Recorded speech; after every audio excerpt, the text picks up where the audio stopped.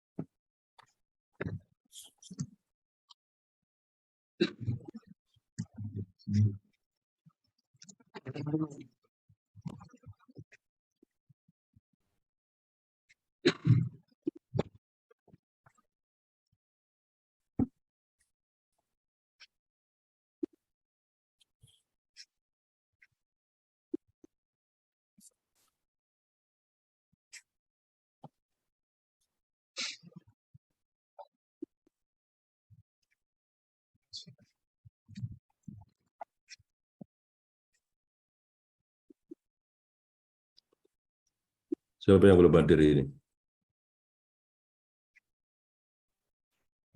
Kebetulan Mas Farid Pak sedang kami hubungi. Oke, Mas Farid. Waalaikumsalam. Udah masuk Mas, bapaknya? Izin Pak, ini kok Siap. masih minta Oke, siap-siap. secure gitu ya Pak Iya, untuk tapi share bapaknya screen. udah biasanya. Bisa sih, coba sih. Benar. Dibantu teman yang lain, yang kemarin bisa. Ya. Oke. Aku tak share linknya. Kok ini memang nggak ada, nggak disebutkan ini hostnya siapa nih? Siap. Oke, siap. Oke, siap Mas. Ya, ada Mas. Ini Zoom-nya ini milik Pasca ya? Atau milik Anda? Dari Pasca, Pak. Dari Pasca. Kemarin nggak bisa ya? Mesinnya ya bisa. Coba sih saya coba ya.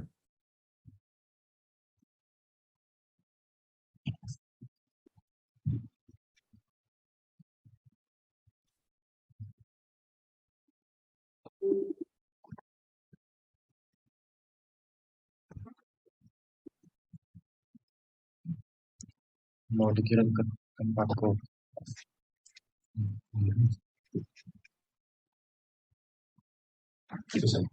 Bisa kalau mau dikirim ke.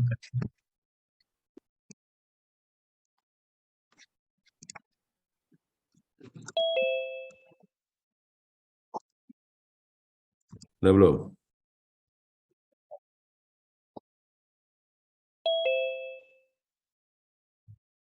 Wow, 10 MB.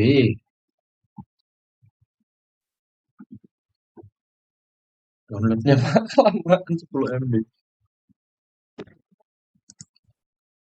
Punya saya bisa nggak? Saya sini lagi share screen. Bisa, Pak. Oh ya, masuk. Oke, sip. Coba filenya dikirim ke Mas Yusuf. Iya, Pak. Sedang kami coba.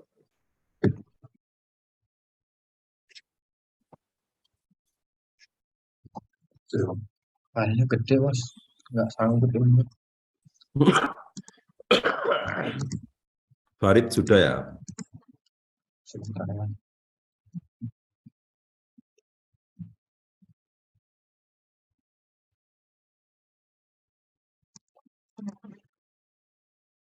Sudah ya? Filenya kegedean 10 MB. Nggak berhasil dulu.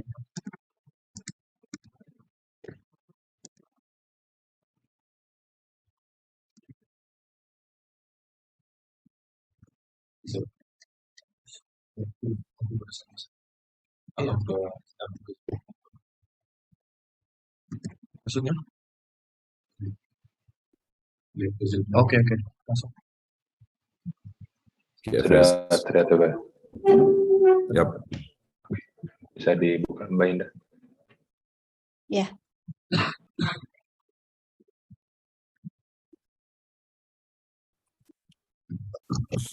Izin Pak Nurkalis, kelompok kami akan mulai presentasi. Ya. Assalamualaikum warahmatullahi wabarakatuh.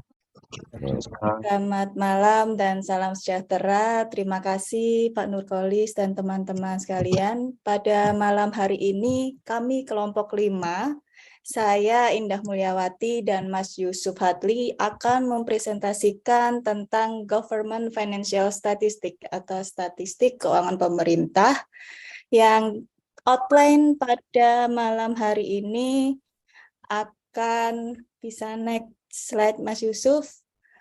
Terdiri dari 4 bagian. Pertama, overview GFS dan implementasi GFS di Indonesia akan saya jelaskan, dan dilanjutkan review artikel tentang analisis pelaksanaan konsolidasi laporan keuangan pemerintah pusat dan pemerintah daerah dalam rangka penerapan statistik keuangan pemerintah. Review artikel kedua berjudul Analisis Kesesuaian Government Finance Statistic GFS dengan Standar Akuntansi Pemerintah SAP akan disampaikan oleh Mas Yusuf Hadli. Lanjut tentang overview GFS. Apa sih yang dimaksud dengan GFS? Mungkin ini juga hal baru bagi kami semua. Bapak kami berusaha mencari literatur yang terbaru juga, dan kami menemukan definisi GFS merupakan laporan statistik pemerintah yang menggabungkan laporan konsolidasi keuangan pemerintah pusat, konsolidasi laporan keuangan pemerintah daerah, dan korporasi publik. Di sini korporasi publik terdiri dari BUMN dan BUMD yang mengacu pada manual statistik keuangan pemerintah. Penyusunan laporan statistik pemerintah ini didasari adanya terbitnya Undang-Undang Nomor 1 Tahun 2004 yang mengamanatkan agar laporan keuangan pemerintah dapat menghasilkan statistik keuangan yang mengacu pada manual statistik keuangan pemerintah sehingga dapat memenuhi kebutuhan analisis kebijakan dan kondisi fiskal, dapat menunjang pengelolaan, dan dapat membantu analisis perbandingan antar negara, yaitu cross country studies. Kemudian juga ada penjelasan Undang-Undang Nomor 23 Tahun 2009 tentang pertanggungjawaban atas pelaksanaan APBN tahun anggaran 2007.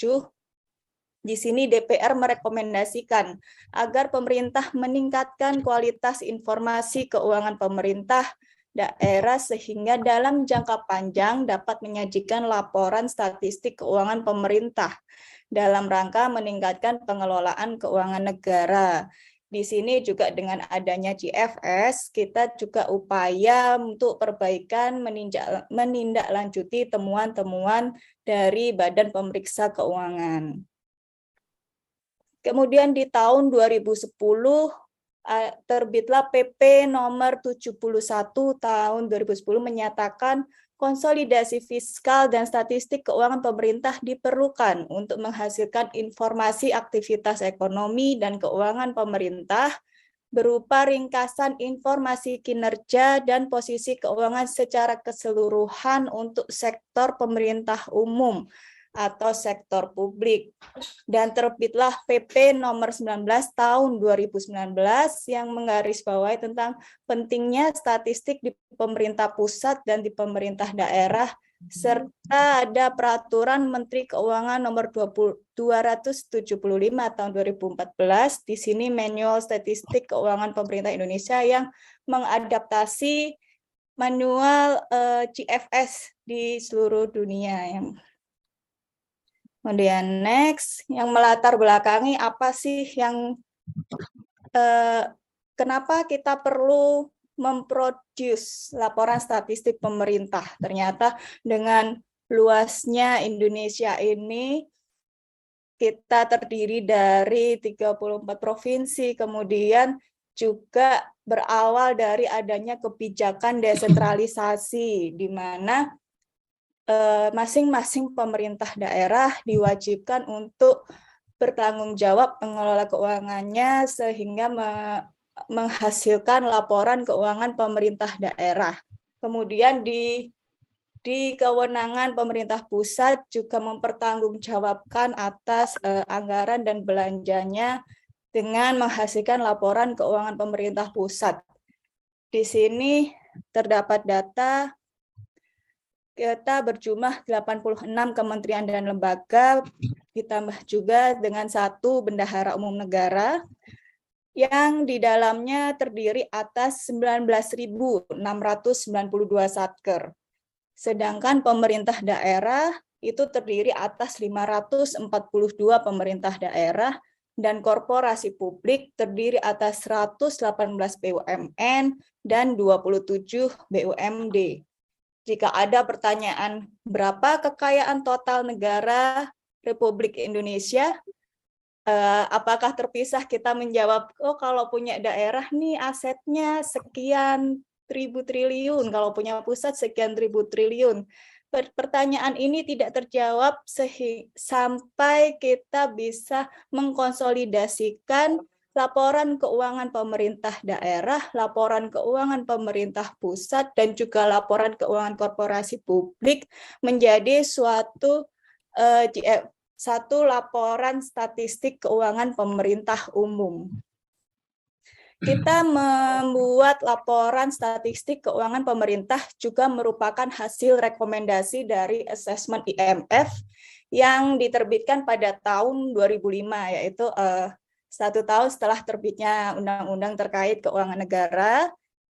Di situ terhadap IMF merekomendasikan pelaporan keuangan di Indonesia harusnya menggunakan standar yang berlaku internasional agar dapat digunakan secara optimal untuk kepentingan analisis ekonomi dunia. Jadi, gimana perekonomian di Indonesia dibandingkan secara misalnya secara skup di tingkat Asia, kemudian juga kita dapat dibandingkan juga dengan negara-negara di dunia yang karena ini IMF sebagai lembaga yang asesor, dia akan mengakses gimana sih laporan-laporan keuangan negara-negara yang menjadi anggota saya gitu. Oke, next itu yang melatar belakangi Indonesia untuk menyusun laporan statistik keuangan pemerintah dan bagaimana sih alurnya sehingga dapat menghasilkan laporan statistik keuangan. Nah, seperti yang dari definisi yang saya sampaikan di slide sebelumnya, ada data akuntansi pemerintah pusat, data akuntansi pemerintah daerah, dikompilasi, dikonversi, dan dikonsolidasi. Di sini dikonversi mungkin adanya bagan-bagan akun standar yang berbeda, atau mungkin adanya mak-mak atau akun-akun dari laporan keuangan di pemerintah, laporan keuangan pemerintah dengan sistem pelaporan di GFS. Kemudian lanjut ke proses data akuntansi pemerintah umum. Nah, ini disamakan semua menjadi menggunakan standar bagan akun standar nasional. Di sini di tahap 2 dipertemukan nih dengan data akuntansi dari korporasi publik, yaitu BUMN dan BUMD, dikonsolidasikan, di mapping, dan menghasilkan laporan statistik keuangan pemerintah. Oke, next. Perlu saya sampaikan, korporasi publik di sini juga mencakup Bank Indonesia, OJK, LPS, Lembaga Penjamin Simpanan, dan juga BPJS. Oke. Kemudian siapa saja yang menggunakan laporan statistik keuangan pemerintah kita? Di sini ada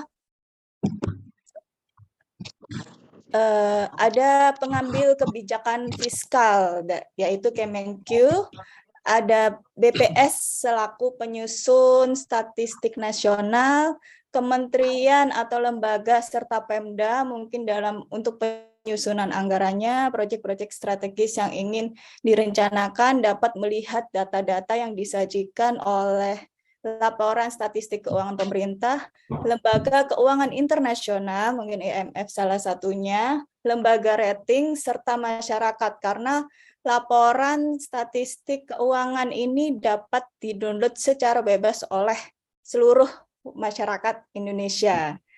Di sini yang tadinya sebagai akuntan nih, laporan keuangan tuh hanya dipandang sebagai tools, sebagai media untuk pertanggungjawaban. Ini LKPDK itu yaitu laporan keuangan pemerintah daerah konsolidasian, atau LKPK, laporan keuangan pemerintah konsolidasian, yang merupakan konsolidasi laporan keuangan dari dari beberapa satker, beberapa kementerian, beberapa pemerintah provinsi, pemerintah kabupaten, dan pemerintah kota. Kita memandangnya, oh ini hanya laporan pertanggungjawaban dari entitas pelaporan sebagai entitas akuntansi, dan itu disusun berdasarkan standar akuntansi. Kalau misalnya ada stakeholder yang ingin menggunakan laporan keuangan, ya harus paham dong dari standar akuntansi kita tuh seperti apa gitu.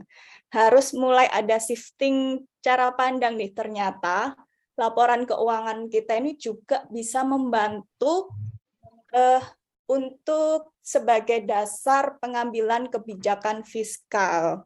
Nih, jadi ada microanalysis, ada macroanalysis. Di sini ada konsolidasi statistik, manual statistik sebagai dasar, dan juga indikator statistik. Nah, yang menjadi input apa nih? Yang menjadi input GFS, nih di gambar ini yang paling atas ada data keuangan pemerintah pusat, Pemprov, dan Pemda. Itu, kemudian next.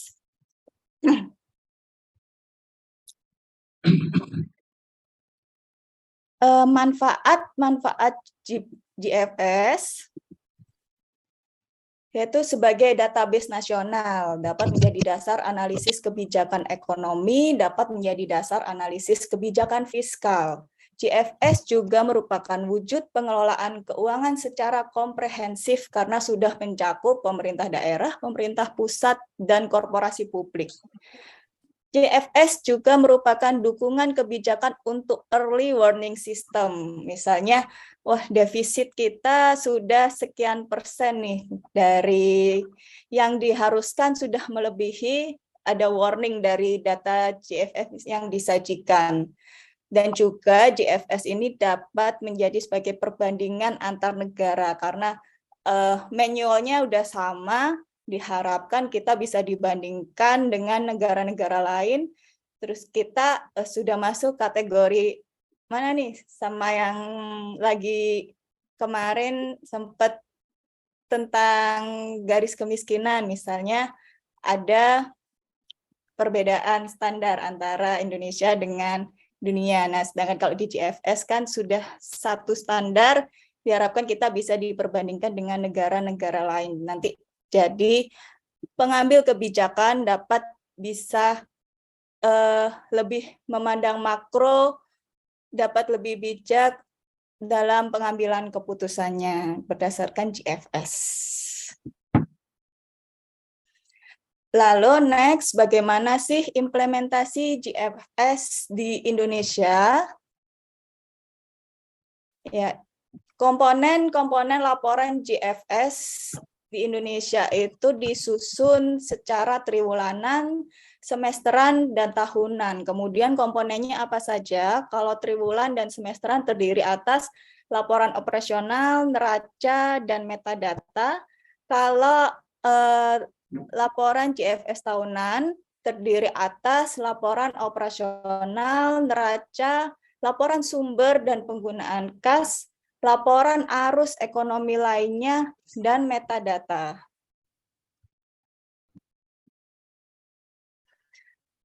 Ini workflow penyusunan GFS. Ternyata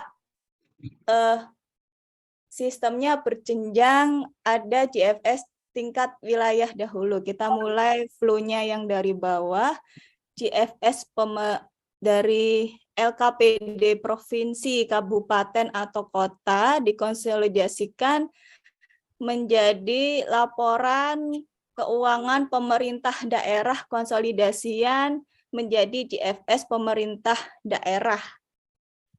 Kemudian dari tingkat Satker untuk pemenang pusat, laporan keuangan Satker, laporan keuangan kuasa bendahara umum negara dikonsolidasikan menjadi laporan keuangan pemerintah pusat tingkat wilayah, tingkat provinsi, kemudian di mapping menghasilkan GFS pemerintah pusat. Ini untuk GFS pemerintah umum, jadi laporan statistik keuangan pemerintah umum tingkat wilayah. Tingkat wilayah itu di tingkat provinsi.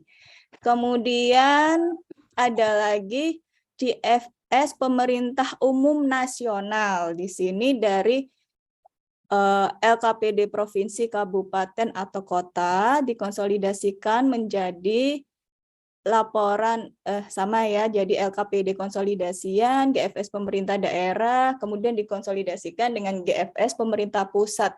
Di tingkat nasional dikonsolidasikan lagi dengan GFS korporasi publik. Oke, next dulu mungkin Mas Yusuf.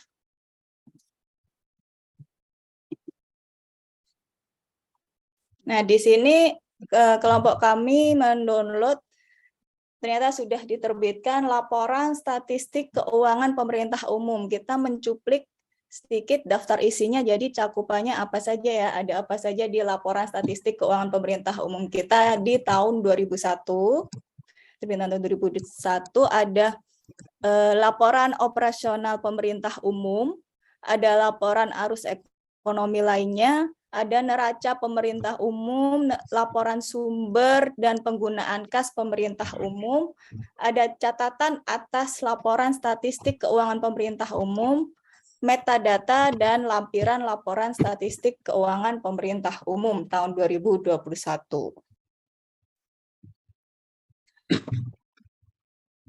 Ini kita cuplik sedikit, eksekutif summary-nya menyajikan data apa saja sih? Jadi selama tahun 2021 ternyata pertumbuhan ekonomi Indonesia ini naik 3,69%. Pertumbuhan pendapatan pemerintah umum 30,08%. Pertumbuhan belanja pemerintah pusat 7,29%. Nah, semuanya naik. Sisa lebih pembayaran anggaran ada silpa pemerintah umum 244,8 triliun dan currency and deposit pemerintah umum 782,2 T. Yang sudah bawa statistik ada flowchart-nya, mungkin ada kami ambil salah satu contoh, ada laporan operasional dari tahun 2016. Dibuat trennya sampai tahun 2021, gimana revenue kita dari 2016 dibandingkan di 2017 ada penurunan, 2018 ada kenaikan lagi sampai di 2021 revenue kita ada di 2,4 triliun, 2.476. Dengan data-data yang disajikan dalam GFS ini diharapkan dapat membantu Menteri Keuangan beserta jajarannya untuk menghasilkan kebijakan-kebijakan terkait ekonomi dan kebijakan-kebijakan fiskal. Oke, berikutnya. Ternyata banyak juga achievement yang diraih oleh Indonesia terkait laporan keuangan statistik pemerintah. Apa aja itu? Nah, di sini ada Indonesia sudah melaksanakan penyusunan statistik keuangan konsolidasi antara pemerintah pusat dan laporan keuangan pemerintah daerah sejak tahun 2008. Jadi kalau 2008 sekarang 2022 sudah 12 tahun nih menyajikan data statistik keuangan konsolidasian. Kemudian di yang kedua ada achievement penyusunan statistik keuangan konsolidasi sektor publik, sudah mulai memasukkan item laporan keuangan dari korporasi publik sejak tahun pelaporan 2015.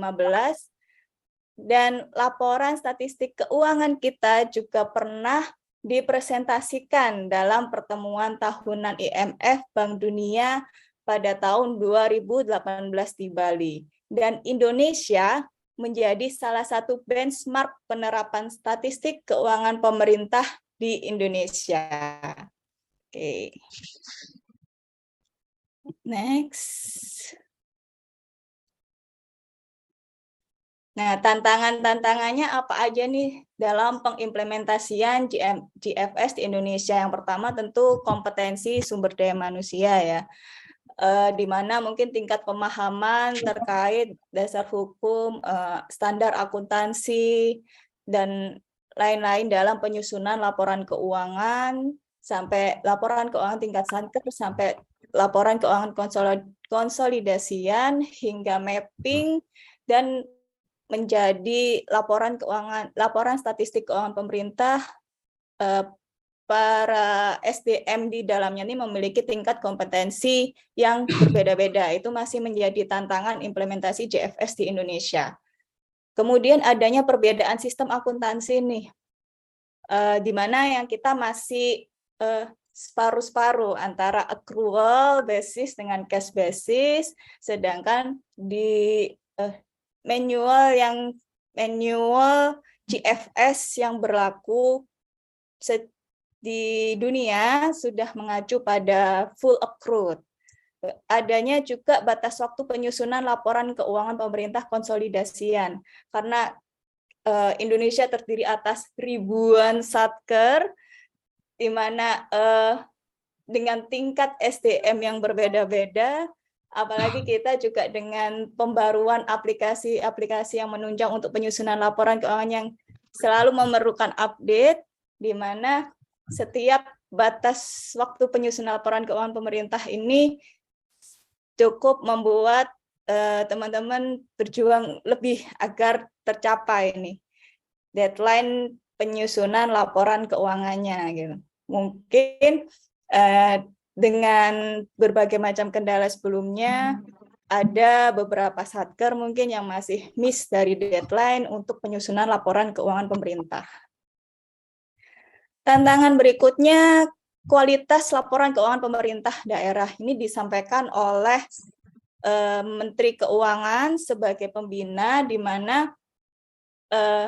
laporan keuangan pemerintah daerah ini masih banyak yang harus dibenahi. Mungkin perlu peraturan yang lebih baru, bagan akun standar agar lebih dipahami oleh petugas-petugas penyusun laporan keuangan, dan lain sebagainya. Juga tantangan yang terakhir adalah interkoneksi antar sistem informasi antara laporan keuangan pemerintah pusat dengan laporan keuangan korporasi publik, masih memerlukan mapping agar match untuk menghasilkan GFS yang lebih akurat dan nantinya tidak terjadi misinterpretasi data. Demikian paparan terkait interview dan implementasi GFS di Indonesia. Selanjutnya tentang review artikel terkait GFS akan disampaikan oleh Mas Yusuf Hadli. Mas Yusuf, dipersilakan. Ya, terima kasih atas kesempatannya Mbak Indah. Mohon izin Pak Nurholis dan selamat malam Mas Mbak semua. Saya izin melanjutkan review artikel ya.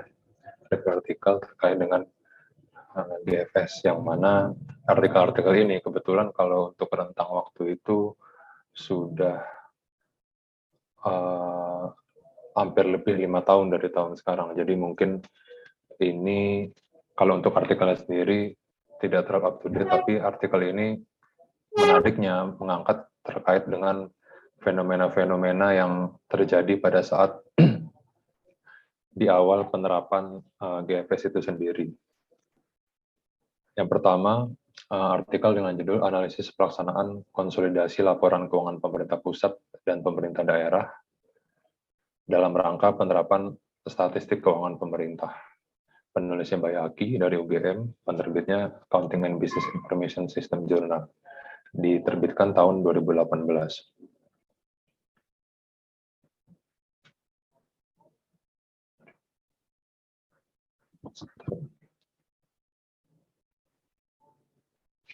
Sebentar, ada sedikit error di kursor.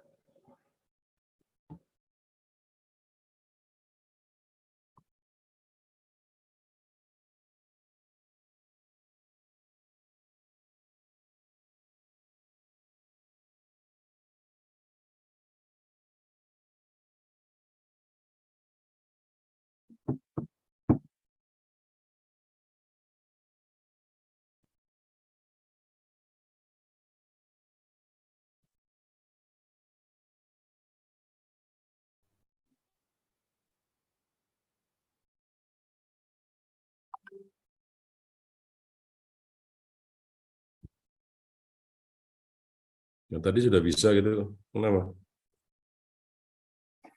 Nah, Iya Pak, pengaruh laptop Pak. Kalau aktif di suara dia kinerjanya langsung turun.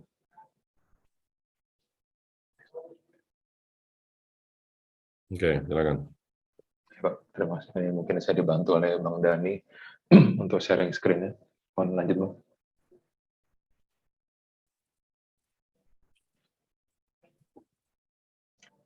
Ya, jadi di artikel ini dikatakan bahwasanya yang melandasi adalah Undang-Undang Nomor 1 tahun 2004 yang menyatakan di undang-undang tersebut bahwa laporan keuangan agar menghasilkan statistik keuangan pemerintah untuk memenuhi analisis kebijakan dan kondisi fiskal serta dapat dibandingkan antar negara gitu. Jadi lebih menguatkan lagi peran dari laporan keuangan sebagai tools untuk pengambilan kebijakan, karena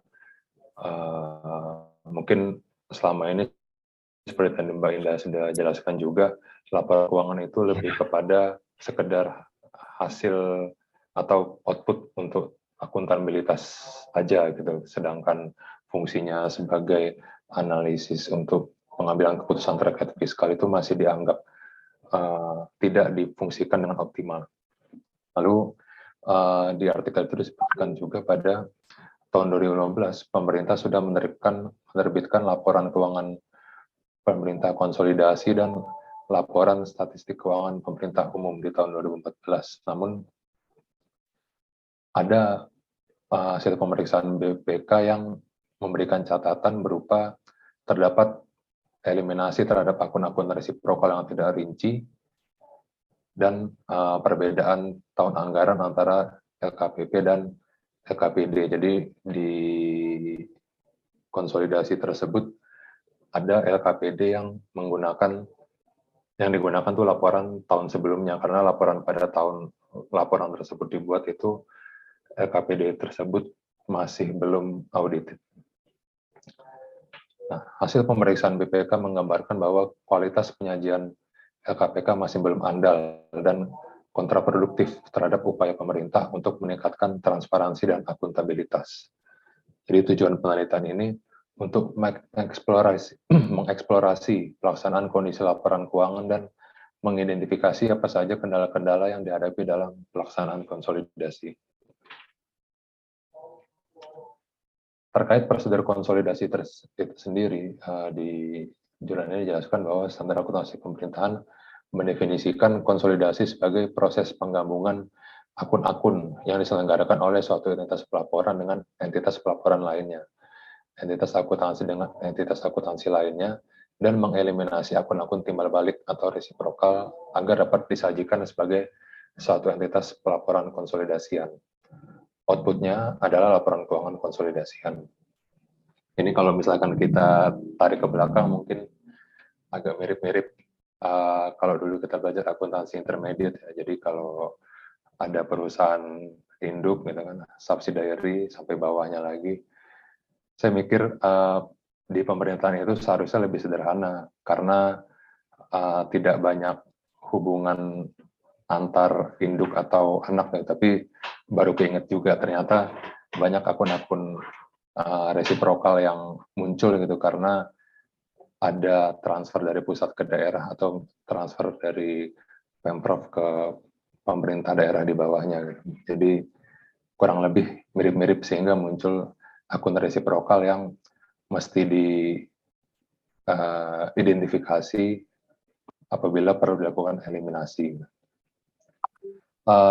Di sini juga dijelaskan bahwa terkait dengan sistem akuntansi dan pelaporan keuangan pemerintah pusat, itu menggunakan SAPP, sistem akuntansi pemerintahan pusat, itu terdiri dari SABUN yang dilaksanakan oleh Menkyu sebagai bendahara umum negara, dan SAI atau sistem akuntansi instansi yang dilaksanakan oleh pengguna anggaran, dalam hal ini pimpinan tiap-tiap kementerian, lembaga atau badan, dengan output laporan pada saat dikonsolidasi itu berupa LKPP.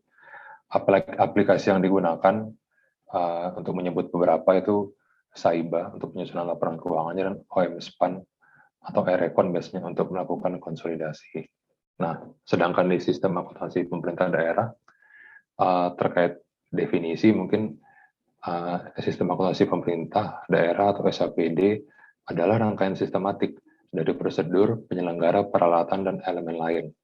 Jadi ya seperti halnya sistem akuntansi pada umumnya begitu. Nah, tapi di penelitian ini juga disebutkan bahwasanya implementasi dari SAPD itu ternyata diinterpretasikan beragam oleh masing-masing daerah. Terbukti dari misalnya aplikasi yang digunakan itu ada beberapa aplikasi yang lazim digunakan di Pemda, namanya misalkan kita bisa lihat SIMDA, SIPKD, dan Syadinda. Ini menurut dari artikel yang kami coba angkat. Nah, artikel ini memfokuskan pada kendala-kendala dalam pelaksanaan konsolidasi laporan keuangan pemerintah pusat dan daerah.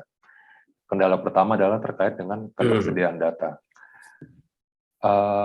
Sebagai pihak yang ditunjuk untuk melakukan atau mengeluarkan laporan untuk memenuhi mandat dari GFS, Kementerian Keuangan pada saat itu mengalami kesulitan karena mereka yang pertama tidak memiliki payung hukum yang kuat untuk melakukan permintaan data ke daerah-daerah. Memang ada DJPK ya, Direktorat Jenderal Perimbangan Keuangan, tapi payung hukumnya kurang kuat dan dirasa tidak memiliki fungsi otoritas gitu. Jadi tidak ada sanksi apabila sebuah daerah itu tidak mengumpulkan atau terlambat dalam mengumpulkan LKPD mereka kepada DJPK atau kanwil DJPK di masing-masing provinsi gitu. Sehingga menyebabkan banyak pemerintah daerah yang tidak menyetorkan LKPD mereka kepada Kementerian Keuangan, dan kalaupun menyetorkan itu bisa jadi terlambat gitu, sehingga tidak dapat dikompil secara tepat waktu. Nah, kendala berikutnya adalah masih terkait ketersediaan data, kualitas dari laporan masing-masing Pemda yang berbeda-beda. Jadi seperti tadi kita lihat sudah aplikasinya beda, mungkin berbeda gitu, tapi ternyata secara kualitas juga tidak seragam gitu antara satu Pemda dengan Pemda lainnya karena berbagai sebab. Salah satunya mungkin karena political will dari pimpinan dan SDM dari pembuat laporan keuangan itu sendiri. Jadi belum kita bicara cross country studies ya, tapi bahkan untuk antar Pemda aja itu masih tidak bisa kita standing gitu pada saat itu untuk laporan keuangan pemerintah daerahnya. Lalu yang kedua, juga ada kesulitan dalam mengidentifikasi akun-akun resiprokal karena mungkin ini relatif baru dan tim pengompil itu harus lebih aware dalam melakukan eliminasi untuk akun-akun resiprokal, sehingga masih terdapat kesulitan-kesulitan yang sifatnya teknis, khususnya terkait dengan mengidentifikasi akun-akun resiprokal yang ada di LKPD gitu, dan match-nya dengan baik dengan daerah lain atau dengan pusat. Jadi masih ada terdapat miss di situ. Lalu yang ketiga, batas waktu penyusunan laporan keuangan yang juga terjadi mismatch. Jadi batas waktu untuk pengumpulan agar bisa dikompil menjadi laporan keuangan pemerintah konsolidasi itu lebih awal daripada batas waktu untuk terbitnya laporan keuangan audited dari BPK. Jadi pada saat deadline untuk LK konsolidasi masih banyak laporan-laporan keuangan yang belum audited. Lalu perbedaan sistem akuntansi.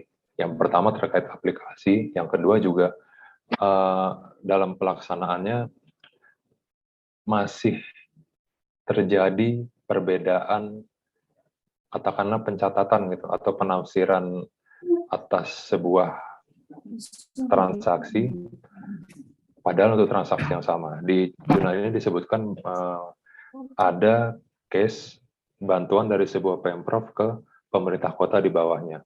Pemerintah kota A menyebut itu sebagai transfer provinsi bantuan keuangan, sedangkan pemerintah kota yang lainnya itu mencatat sebagai pendapatan lainnya. Nah, ketidakseragaman ini masih kerap terjadi, jadi untuk kualitas atau keandalan dari LKPD sendiri dianggap masih belum seragam. Lalu terkait sumber daya manusia, karena ini penelitian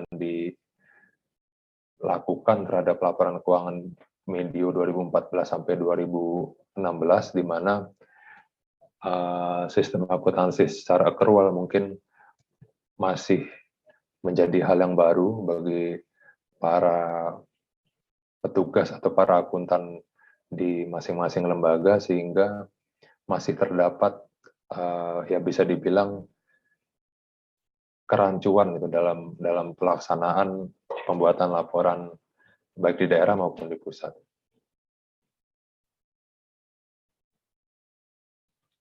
Mungkin itu kalau dari artikel yang sebelumnya, Pak. Yang selanjutnya adalah kami mengangkat ini karena melihat antara kesesuaian government finance statistik dengan standar akuntansi pemerintah, analisa kesesuaian GFS dan SAP dalam penerapannya. Penulisnya Sarintan Pratiwi Usman dari UB, penerbit jurnal ilmiah mahasiswa FEB UB. Kebetulan dosen pembimbingnya kayaknya Pak Nurubis. Izin Pak, sedikit di review jurnalnya. Kami pelajari. Siapa? Yang pertama, karena diperlukannya kerangka kerja akuntansi yang komprehensif sebagai alat untuk mengevaluasi kebijakan anggaran berjalan yang dapat dikomparasikan secara statistik dengan negara lain. Jadi intinya menuju untuk dapat cross country studies tadi.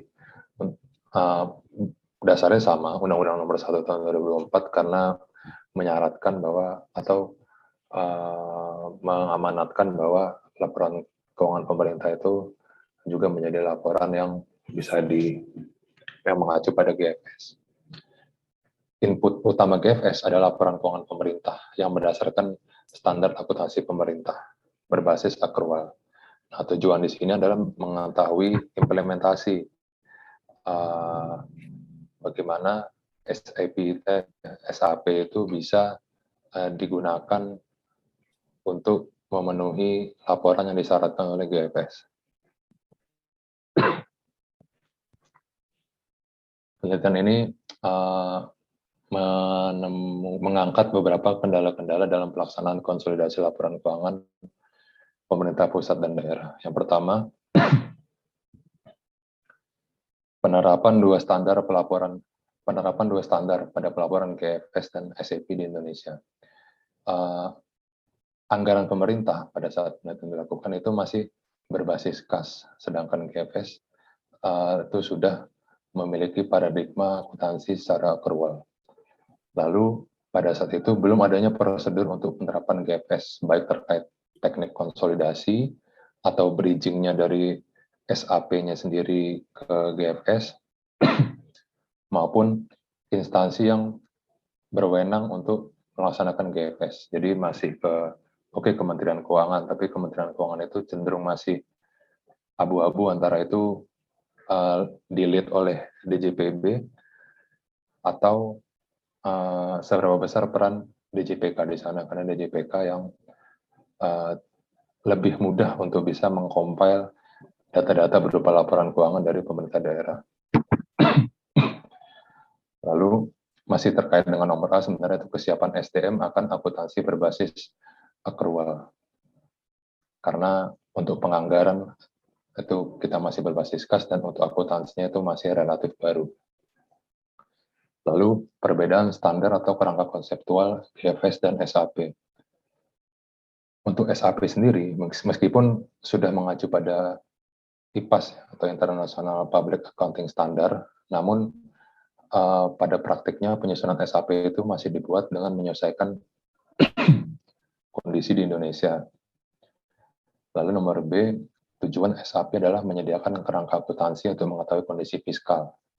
Tujuan utamanya, sedangkan GFS bertujuan untuk mengevaluasi kebijakan fiskal yang telah berlangsung melalui LK yang diterbitkan sebelumnya. Jadi ada sedikit perbedaan tujuan yang mana pada akhirnya pos yang dimunculkan mungkin juga akan sedikit berbeda dan cara untuk menganalisisnya mungkin juga akan sedikit berbeda. Lalu huruf C, perbedaan ruang lingkup. Untuk entitas di luar pemerintahan, karena di GFS tadi sudah dijelaskan oleh Mbak Indah itu ada terkait Social Security Fund seperti BPJS dan BUMN sebagai perusahaan corporate state itu mengacu pada SAK. Sedangkan ada juga lembaga keuangan misalkan BI yang menggunakan KAKBI atau kebijakan akuntansi keuangan Bank Indonesia, sehingga perlu upaya lebih lagi untuk dapat mengcompile bila tujuannya adalah benar-benar yang diminta oleh GFS. Karena saat ini juga tadi sudah sedikit diperlihatkan terkait dengan laporan LSKPU tahun 2020 itu masih berupa kompilasi dari laporan keuangan pemerintah pusat dan laporan keuangan pemerintah daerah. Lalu konsep dasar. Nah, ini tadi sudah sempat saya singgung di nomor 2. SAP tidak mengatur secara khusus tentang konsep yang mendasari analisis laporan keuangan yang dihasilkan. Sedangkan GFS, mereka mengenal konsep stok atau posisi keuangan. Stok itu kalau di laporan kita juga kayak neracanya gitu, dana, flows, aliran dana yang berasal dari transaksi ekonomi yang dilakukan dan mempengaruhi stok. Dalam hal ini GFS memisahkan antara perubahan yang disebabkan oleh volume atau nilai yang berasal dari transaksi dan bukan transaksi, misalnya harga pasar. Jadi pada saat laporan keuangan itu dimunculkan pada GFS, karena dia tujuannya untuk terkait dengan menganalisa kebijakan fiskal, maka item yang sudah muncul di laporan, karena itu nilainya book value, pada saat dia ingin dianalisa di sebuah periode, itu harus disesuaikan harga pasarnya. Lalu selanjutnya perbandingan hasil pelaporan GFS dan SAP. Ambil contoh misalnya pada laporan arus kas. Terdapat perbedaan antara penerimaan antar aktivitas operasi di penerimaan untuk aktivitas operasi di laporan arus kas. Karena dalam SAP tidak disajikan berdasarkan harga pasar, sedangkan GFS menyaratkan itu harus berdasarkan harga pasar. Jadi pencatatan hibah di SAP itu masih menggunakan book value. Lalu perbedaan kenaikan atau penurunan kas. Sistem penganggaran Indonesia masih menggunakan basis kas, sehingga terdapat pengeluaran kas yang tidak dianggarkan dan itu dimasukkan ke dalam LHK karena masih menggunakan dana pemerintah. Sedangkan GMS tidak bisa mengakui itu karena tidak terdapat dalam anggaran yang berbasis accrual. Lalu yang C, aktivitas investasi pada SAP terdiri dari investasi aset tetap dan jangka panjang, sedangkan GFS mengklasifikasinya sebagai investment from non-financial asset dan net acquisition of financial asset other non-cash.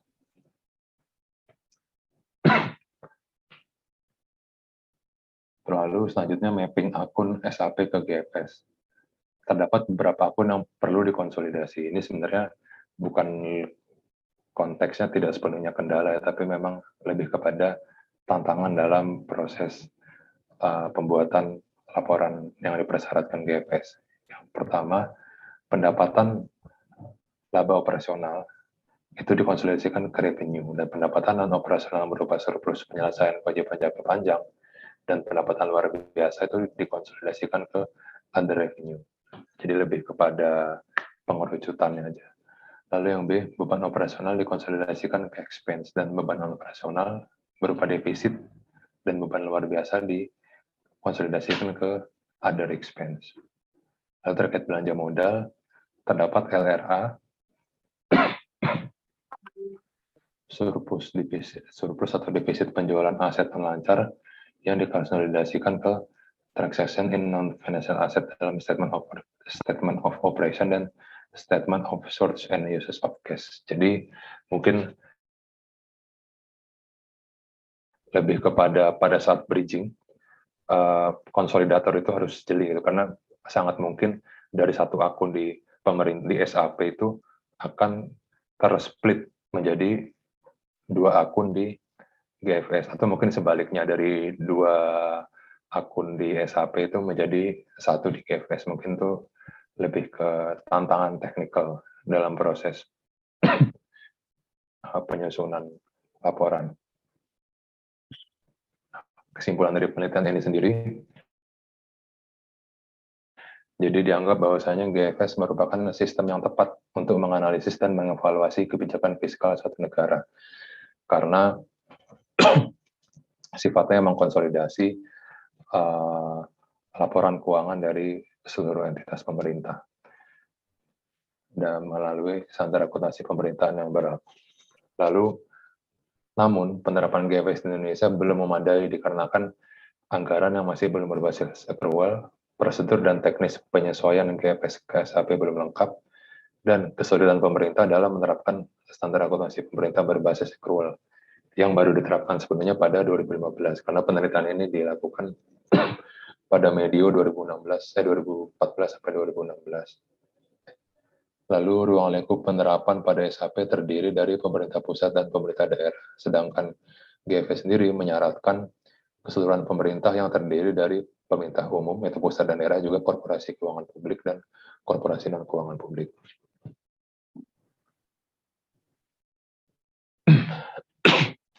Mungkin bukan current issue kan, saya terlalu ambisius memberikan judul, lebih ke laporan yang sudah muncul saat ini, begitu Pak. Saya mengambil laporan keuangan pemerintah konsolidasi yang tahun 2020. Saya dari disclosure atau pengungkapan di laporan tersebut, kami menggarisbawahi beberapa hal. Yang pertama,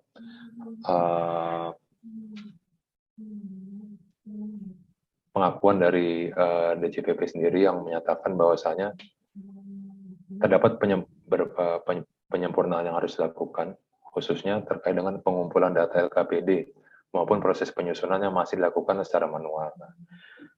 Prospek kedepannya untuk itu, salah satu upayanya adalah mengintegrasikan data keuangan pusat dan daerah melalui sebuah sistem, yaitu Sistem Informasi Keuangan Republik Indonesia, agar nanti proses konsolidasinya tidak dilakukan secara manual, karena rentan human error kalau manual, atau proses pengiriman data yang tidak tepat waktu gitu. Lalu proses penyusunan LKPK didasari pada PSAP nomor 11. Namun pada penyusunan LKPK ini dinyatakan entitas pelaporan dan entitas laporan lainnya dengan atau tanpa mengeliminasi akun timbal balik atau reciprocal account. Nah, di sini kalau saya pribadi jadi nganggapnya agak ambigu, karena tadi disebutkan bahwa temuan BPK itu pernah mengangkat terkait belum dieliminasinya akun reciprocal, dan pada saat diteliti memang reciprocal itu menjadi salah satu kendala dalam penyusunan laporan GFS yang merujuk pada GFS. Nah, dengan atau tanpa eliminasi akun timbal balik ini, apakah memang esitis gitu, seperti itu adanya, memang ada akun-akun reciprocal yang dianggap tidak perlu dieliminasi, atau memang laporan ini terbit pada saat masih ada kerancuan untuk beberapa akun resiprokal yang seharusnya lebih kepada belum didapat jawabannya gitu, seharusnya dieliminasi atau tidak. Ini menjadi hal yang untuk menarik, menurut saya menarik untuk diangkat, mungkin bisa kita diskusikan nanti. Nah, lalu terkait LKPK ini tidak mencakup laporan terkait BUMN, PTNBH, dan BUMD. Yang saudara maksud dengan rekening resiprokal itu apa contohnya? Transaksi antar entitas tapi sifatnya internal gitu Pak. Transfer dana. Iya, salah satunya transfer dana dari pusat ke daerah. Kita harus berpikirnya bahwa sesungguhnya kan GFS itu kan merupakan konsolidasian dari seluruh laporan sektor publik di Indonesia. Seharusnya demikian. Nah, kalau konsolidasian, maka nanti kan kalau terjadi misalnya saja pendapatan itu tidak boleh diakui double. Ya. Jelas ya, saudara ya? Oke, silakan lanjutkan. Terima kasih. Lalu selanjutnya terkait laporan statistik keuangan pemerintah umum yang juga ini kan seharusnya kan LSKPU ini terbit apabila sudah ada LKPK. Ada laporan metadata yang tadi juga sudah ada dipresentasikan oleh Mbak Indah, berisi ini menjadi menarik aja sih karena terkait dengan definisi data. Di sini DJPB menyatakan bahwa disusun sudah berdasarkan pada GFSM 2014 dan artinya mengacunya sudah pada itu yang diterbitkan oleh IMF dan sudah diharmonisasi melalui System of National Account, Balance of Payment Manual, dan Monetary and Financial Statistic Manual, sehingga konsisten dengan tujuan untuk mendukung analisis fiskal. Jadi kan dari penelitian atau dari kondisi yang sebelumnya kita bahas sampai sekarang tahun 2021, ini pelaporan ini diterbitkan berarti sudah banyak improvement yang dilakukan gitu. Karena selain masalah ketidaklengkapan yang disyaratkan oleh GFS, ya mungkin ada beberapa lembaga masih berupaya KPB dan KPD, tapi DJPB sudah berani mendisclose bahwasanya ini sudah secara konsep sudah melakukan adaptasi dari GFS. Lalu terkait integritas data, data-data LKPP atau LKPD yang dimasukkan ke dalam laporan ini itu sudah merupakan data final atau audited, artinya mismatch masalah deadline tadi sudah teratasi pada saat deadline untuk konsolidasi berarti dilakukan setelah deadline dari laporan audited. Lalu selanjutnya laporan statistik juga sudah dilakukan terhadap 542 laporan dari pemerintah daerah dan disebutkan juga tapi revisi data dilakukan pada publikasi berikutnya setelah kekeliruan data ditemukan. Berarti memang masih membuka ruang-ruang untuk improvement gitu Pak, laporan di tahun 2020 ini. Mungkin sekiranya itu Pak dari kelompok kami terkait dengan GFS dan sedikit mereview pada saat bisa dibilang awal-awal waktu GFS itu diterapkan beserta kendala dan tantangannya, dan laporan setidaknya cukup terkini lah dari penerapan GFS yang berupa laporan keuangan pemerintah konsolidasi dan laporan statistik keuangan pemerintah umum. Mungkin itu dari kami Pak. Selebihnya kami kembalikan ke Pak Nurwalis. Terima kasih. Assalamualaikum warahmatullahi wabarakatuh. Terima kasih Mbak Ida dan Mas Yusuf. Sebelum saya komen, kalau ada pertanyaan dulu atau komentar dari teman yang lain untuk disampaikan ke Mas Yusuf dan Mbak Indah.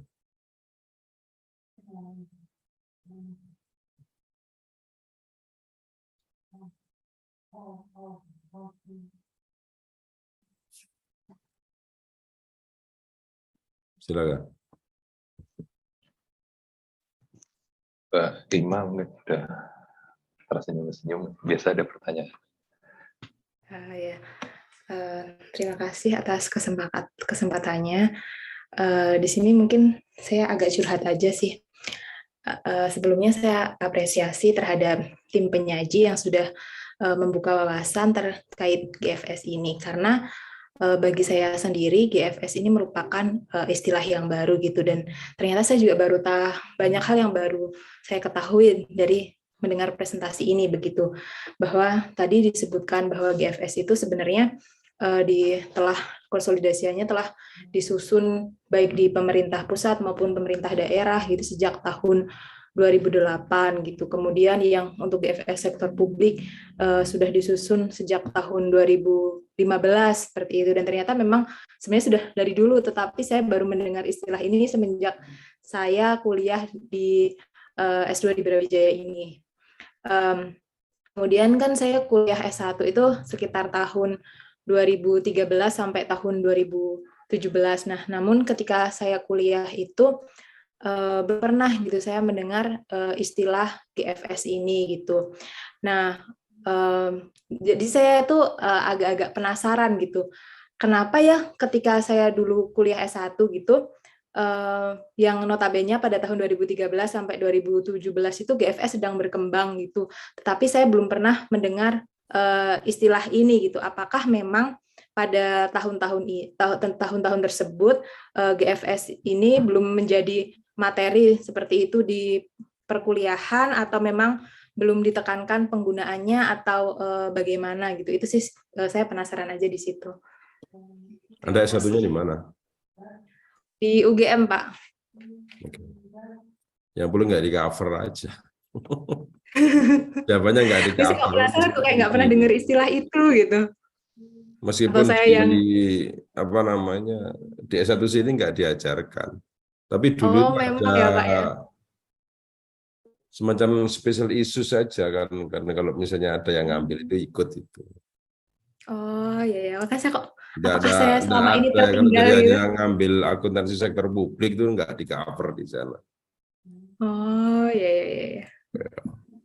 Dan itu dimulai ya pada waktu kementerinya itu Pak Bambang Brojo. Jadi manual, mensikapi manual GFS-nya. Jadi manual statistik keuangan pemerintah. Apa ya? Apa singkatannya mensikapi atau apa? Manual statistik keuangan pemerintah itu kan dikeluarkan pada zamannya Menteri Keuangannya Bambang Brojo. Dan itu manual itu terjemahan dari Manual for Government Finance Statistics yang dikeluarkan oleh IMF. Sebenarnya begitu. Oh iya, Pak. Nah, sebenarnya pertanyaan besarnya itu begini, saudara ya. GFS itu dulu itu pekerjaannya siapa itu? Kalau ada urusan statistik itu pekerjaan siapa? BPS. BPS.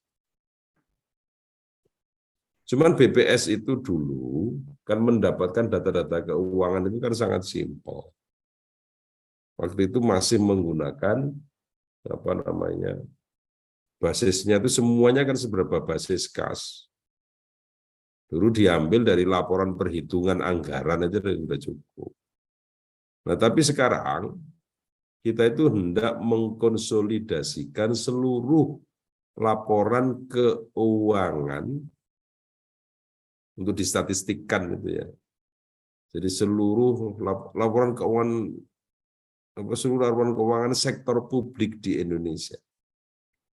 Jadi kalau kita ngomong sektor publik itu berarti kan ada pemerintah pusat, pemerintah daerah, jadi termasuk apa namanya lembaga-lembaga yang ada di sananya ya, badan-badan, lembaga-lembaga. Jadi pemerintah pusat, pemerintah daerah itu sendiri kan ada L1, L2 gitu ya. Sekarang ini akan harusnya ada L3. Karena juga pemerintah desa itu juga diberikan kewenangan khusus dan itu mereka menyusun laporan keuangan. Jadi negara kita itu sudah sangat maju sekali. Top markotop. Top markotopnya itu karena sampai di pemerintahan desa. Karena ada otonomi desa. Dan kepala desa itu jauh lebih berwibawa ketimbang lurah. Camat aja juga enggak kan. Karena dia itu pemegang kekuasaan. Jadi kalau saudara lihat peraturannya itu juga turunkan aja dari Undang-Undang Keuangan Negara. Jadi presiden itu sebagai pemegang kekuasaan, ya betul ya. Pengelolaan keuangan negara. Siapa pemegang kekuasaannya? Penguasanya presiden. Kalau di pemerintah provinsi itu gubernur. Kabupaten ya bupati. Wali kota kalau di pemerintah kota. Camat nggak ada. Camat itu adalah satkernya kabupaten. Di desa ada. Oke ya. Karena desa itu juga mendapatkan dana transfer, dana alokasi desa. Dana desa dari pemerintah pusat dan dana alokasi desa dari pemerintah kabupaten. Terus ia juga diperkenankan untuk memungut pendapatan asli desa. Ya karena diberikan otonomi tersendiri. Dulu itu kan harus menyusun laporan keuangan tersendiri di kabupaten kota itu, ya. Dan di sana ada reporting entity, ada accounting entity, ya. Accounting entity ya kayak dinas-dinas itu kan. Nah, ternyata ya semuanya itu diberikan karena ada otonomi yang diberikan kepada kabupaten kota, kepada masing-masing Pemda. Oke. Nah, ini berusaha untuk dirangkum semuanya, disarikan, dimasukkan, dilaporkan dalam bentuk statistik keuangan pemerintah, statistik keuangan pemerintah. SKP bahasa Inggrisnya GFS itu Government Finance Statistics. Gitu loh. Nah, sekarang permasalahannya adalah ya ini tadi seperti dikatakan tadi kan, standar akuntansinya berbeda. Dan itu nanti kalau saudara mau meneliti lebih lanjut, ternyata itu nanti akan ada perbedaan definisi-definisi akun dan ada perbedaan cara pengakuan. Saudara kalau misalnya ngomong tentang BUMN aja, BUMN itu sekarang kan profit oriented, kan menggunakan SAK loh. Benar? Nah, sementara pemerintah pusat, provinsi, kabupaten, kota itu menggunakan SPAP. Ya, standar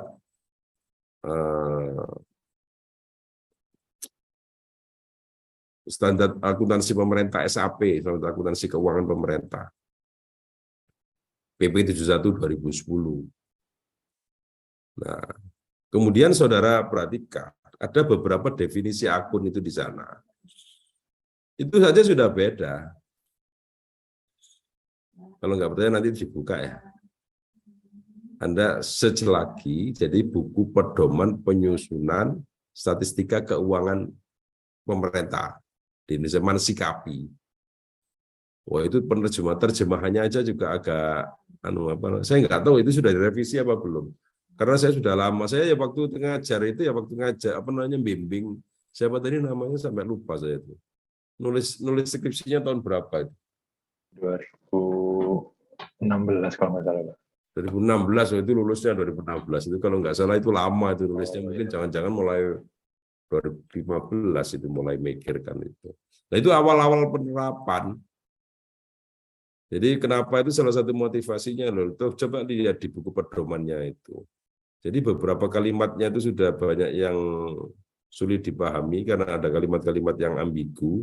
Mungkin karena terburu-buru ditekan oleh IMF untuk menerapkan itu. Ya. Karena seringkali kita itu kan ngomong mengapa kalau harus menggunakan itu supaya ada mudah untuk diperbandingkan antar negara. Ya iyalah, gitu. Tapi untuk apa? Sudah sendiri-sendiri kok.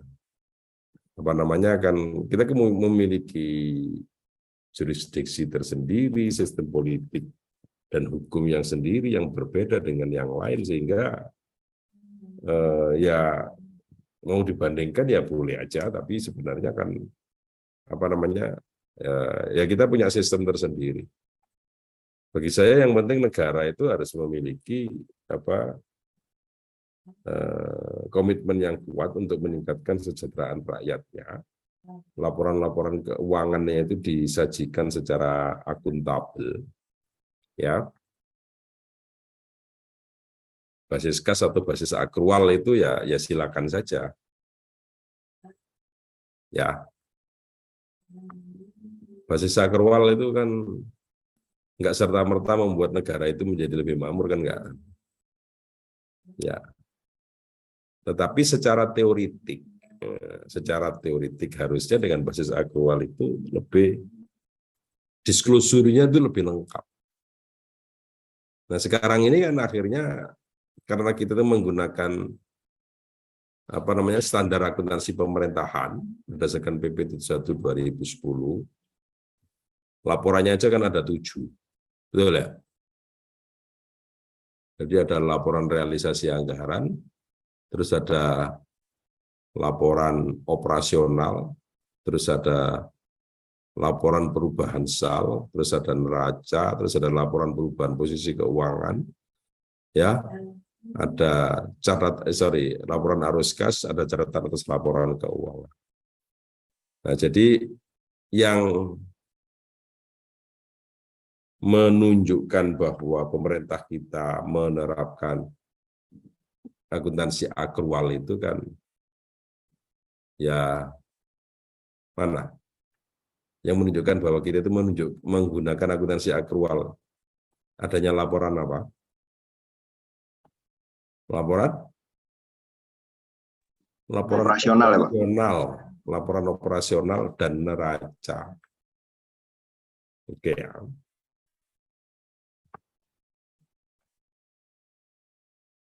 Nah, ini mau disusun GFS yang versinya IMF itu juga menggunakan basis akrual. Ya.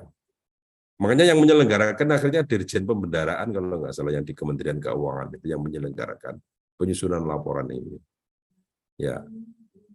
Tapi yang versi yang cash basis yang lama itu tetap pada domainnya di apa namanya BPS.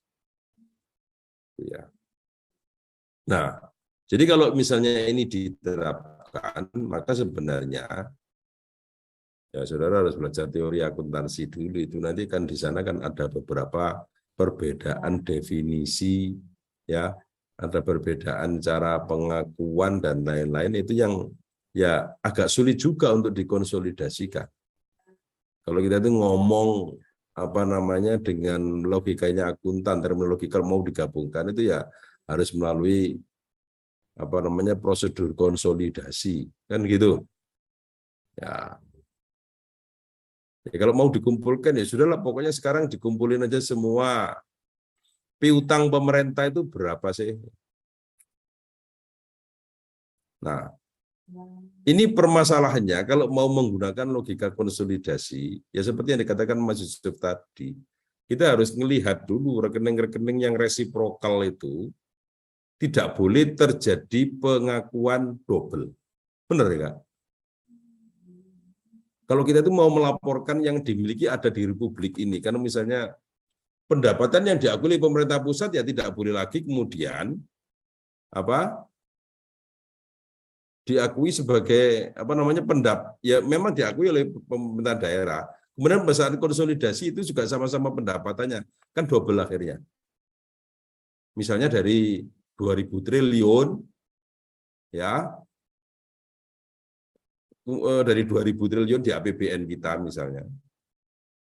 Kemudian di transfer ke daerah, katakan aja sebut aja misalnya 30 triliun. Nah, 36 triliun itu kan ya bukan pendapatannya pemerintah RI lagi kan. Nah, padahal kan kita ngomong government finance statistics, itu kan ya pemerintah RI kan. Betul ya? Berarti kan double nanti pendapatannya. Nah, ini yang makanya yang rekening-rekening resiprokal itu harus dieliminasi dulu. Nah, saudara kan pernah belajar advanced accounting. Bagaimana menyusun laporan konsolidasian itu, ya itu nanti rekening-rekening yang resiprokal itu kan harus dieliminasi pada saat itu ya nol kan ya. Betul ya? Demikian juga rekening-rekening yang dana transfer yang rekening koran itu kan juga harus dieliminasi itu. Ya, sudah nggak ada lagi gitu kan. Tetapi juga harus diyakinkan bahwa tidak boleh terjadi double counting atau pengakuan yang misalnya pendapatan itu ganda. Diakui di instansi di atasnya, di bawah juga diakui sebagai pendapatan lagi. Padahal maunya dikonsolidasi. Nah, yang semacam itu yang tidak diperkenankan. Oke, saudara ya. Nah, jadi permasalahannya apa sebenarnya? Ya, permasalahan yang pertama itu ya kemampuan SDM yang mampu mengkonsolidasi dari seluruh laporannya semuanya itu yang seharusnya sudah berbasis accrual ini terbatas. Ya. Nah, beberapa ya kendalanya seperti yang disebutkan oleh Saudara Yusuf tadi. Nah, ini permasalahan GFS di Indonesia. Dan juga dialami oleh banyak negara yang lain. Padahal yang dulu dengan kita itu menyusun statistik keuangan pemerintah yang dengan basis kas yang sudah disusun berpuluh-puluh tahun itu pun kan sesungguhnya juga tidak ada masalah. Ya, nah hari ini kita mencoba menggunakan itu, tapi ya sebenarnya banyak ya dicoba aja. Akurasinya, ini akurasi masalahnya. Seberapa akurat, wallahu a'lam. Yang penting ngikutin aja. Pak, kenapa kok begitu Pak? Ya, pokoknya ngikutin aturan, ngikutin maunya IMF aja, IMF yang ngasih utangan ke kita. Dulu bilang gitu. Maka ya, tuh. Nah, ya sama saja juga saudara mau menanyakan, Pak, kalau kita itu mau melakukan pengendalian anggaran, sesungguhnya yang dipakai itu data defisit di mana? Yang mana? Yang ada di LRA atau defisit di LO? Jawabannya apa?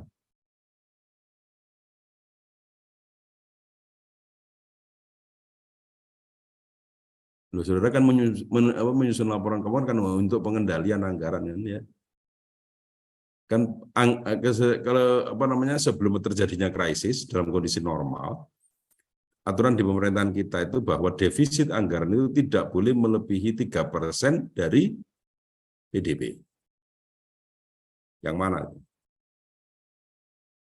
Kalau saudara ngomong surplus defisit kan ada dua, surplus defisit yang di LRA atau surplus defisit yang di LO. Ya kan? Laporan operasional, maksudnya LO. Nah, kalau yang di LO itu sudah diakrualkan.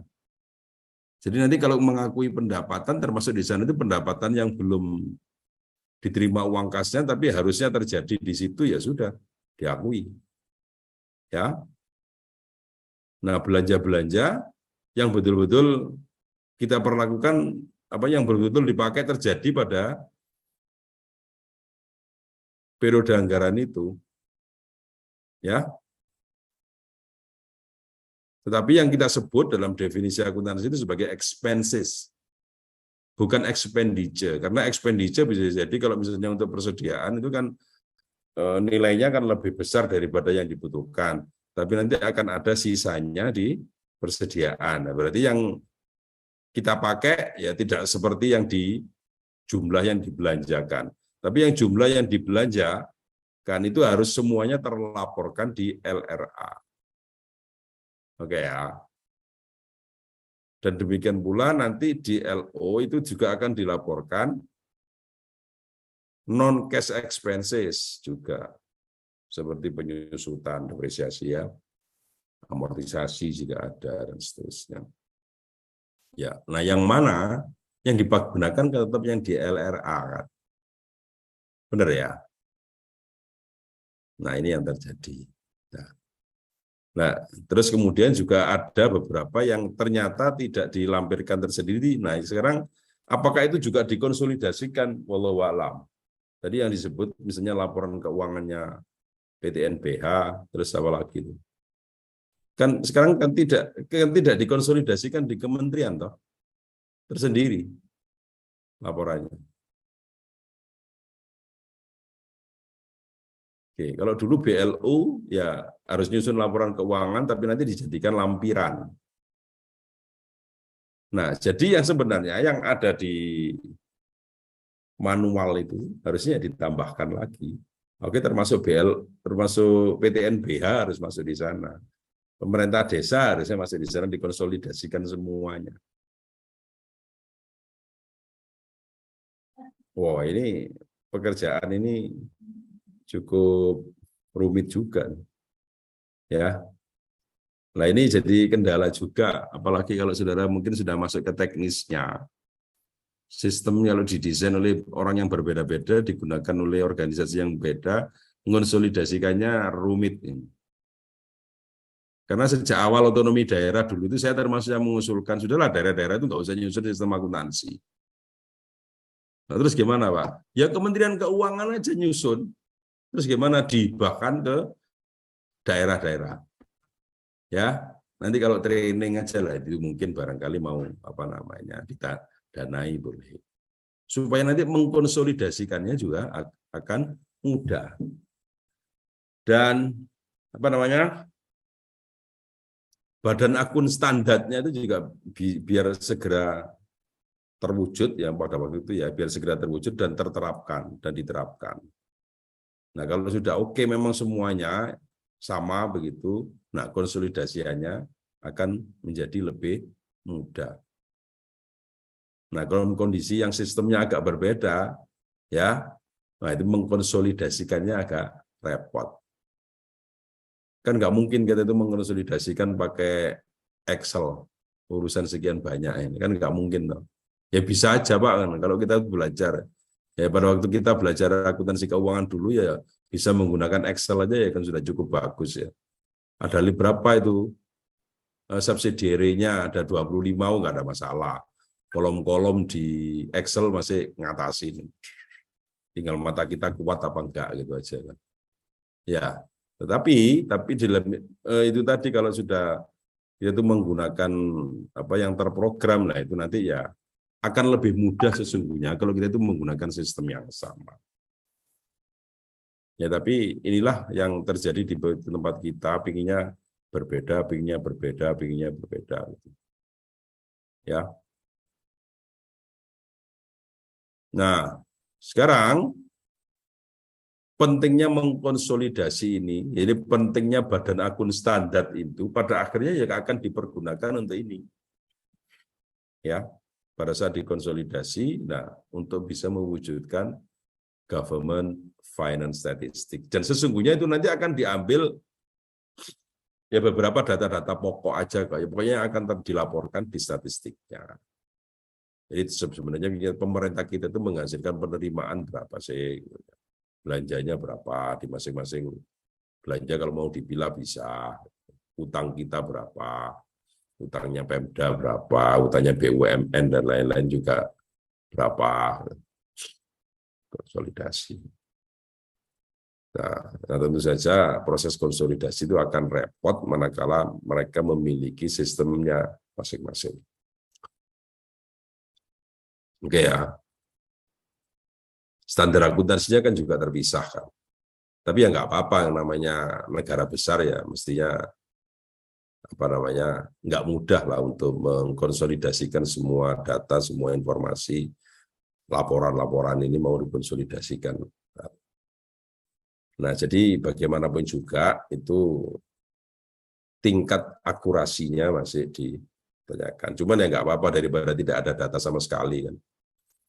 Oh, data pemilu aja yang nggak pernah beres kan.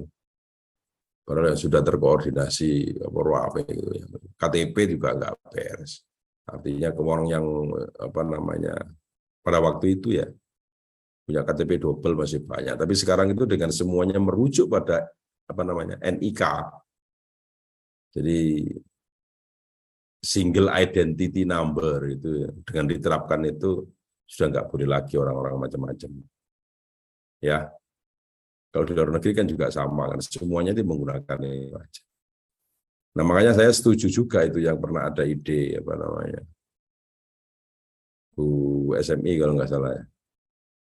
Ya gitu nanti apa NPWP itu ya dengan mendasarkan pada NIK. Ya cepat aja. Jadi semua orang itu nanti berarti akan menjadi wajib pajak. Ya sudah punya nomor pokok wajib pajak. Karena yang punya nomor wajib pajak itu sedikit sekali di tempat kita. Banyak orang yang tidak menyadari itu. Di samping itu mau dikasih sanksi yang keras ya kayaknya nggak memungkinkan gitu. Ya mungkin aja cuman nggak tego mungkin. Kan beda dengan di negara-negara maju. Pokoknya di negara maju itu orang yang ingin dapat pekerjaan itu mesti harus punya NPWP. Saudara kan sudah punya NPWP semua ya? Sudah ya? Ojo ngantai nggak punya itu kan. Tapi kan yang lain itu yang pedagang-pedagang apa namanya di pasar, ini sektor-sektor informal yang lain itu kan banyak yang tidak ber-NPWP. Ya. Nah, itu sekedar contoh aja melebar sedikit. Jadi bagaimana sistem itu harusnya dibuat sesederhana mungkin, tetapi harus memungkinkan kita untuk mengkonsolidasikan data itu dengan lebih mudah. Dan datanya itu juga akan lebih akurat. Kalau kita tuh ngomong tepat itu kayaknya berat kasihan kita itu. Karena banyak yang ya belum masukkan itu. Oke. Nah kalau saudara melihat di Pemda itu pun kan juga ngomong aset itu aja ya kan nggak bisa tepat itu karena banyak aset-aset yang juga belum diinventarisasi, belum dimasukkan di dalam laporan keuangan gitu ya. Dan seterusnya. Permasalahannya masih banyak. Tapi ya lumayan lah kita itu sudah mengalami kemajuan setelah kita itu memiliki undang-undang keuangan negara ya dan undang-undang perbendaharaan. Nah, GFS ini merupakan turunan dari undang-undang perbendaharaan. Oke ya. Nah, cuman saya belum pernah membandingkan GFS antar negara. Oke ya. Nah, saudara mungkin kalau mau melihat ada beberapa artikel-artikel lain, Mas, itu kan juga sama sebenarnya ingin melihat kesesuaian ya perbedaan dan perbedaannya ya kesesuaian dan perbedaan antara GFS dengan accounting standar yang ada di sana di masing-masing negara itu maksud ya. Nah itu beberapa peneliti mencoba melihat itu karena memang berbeda gitu ya. Nah karena kita itu akuntan itu ya concern terhadap akurasi data. Jadi kalau misalnya data itu mau dikonsolidasi, misalnya data tentang pendapatan mau dikonsolidasi, nah itu ya harus ada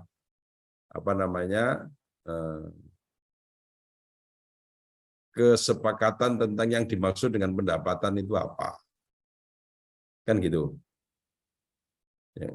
Kemudian juga meliputi apa saja, entitas mana saja yang harusnya dikonsolidasi. Bagaimana kita menghindari adanya double counting, double pengakuan. Ya. Nah, terutama terhadap rekening-rekening yang resiprokal tadi. Oke. Sampai di sini ada pertanyaan saudara-saudara? Ya, ini sekedar pembuka bahasan aja bahwa memang kita itu punya pekerjaan itu. Belum banyak ahlinya yang tentang GFS ini, tapi di Direktorat Jenderal Perbendaharaan itu ada dokternya dari Jepang dia, kalau nggak salah, Ibu Dokter Meiling, saya. Nah beliau itu yang ngurusin GFS itu. Yang lain banyak yang nggak ngeh dengan GFS itu. DPR aja barangkali juga nggak ngeh, itu nggak lihat itu siapa itu.